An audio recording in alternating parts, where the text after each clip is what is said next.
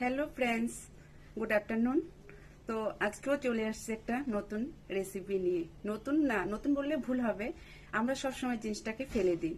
ওই ফেলে দেওয়া জিনিস দিয়ে আজকে একটা আমি রেসিপি বানাবো, আমিও ফেলে দিই। রেসিপিটা হলো আলুর খোসা দিয়ে মুচমুচে বড়া। তো ওটার জন্য আমার লাগবে আলুর খোসা, হলুদের গুঁড়ো, লবণ, পোস্তদানা, চালের গুঁড়ো, বেসন। চালের গুঁড়ো 2 চামচ নিয়েছি অ্যান্ড বেসনও 2 চামচ নিয়েছি।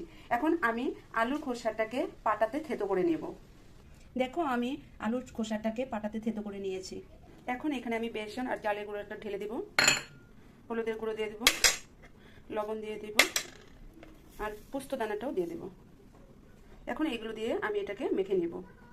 1 চামচ লঙ্কার গুঁড়ো দিয়ে দেবো।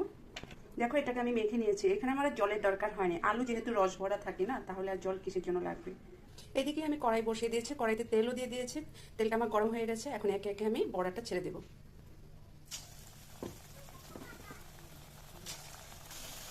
দেখো, আমার বড়াগুলো হয়ে গেছে, এখন আমি এটাকে নামিয়ে দেবো।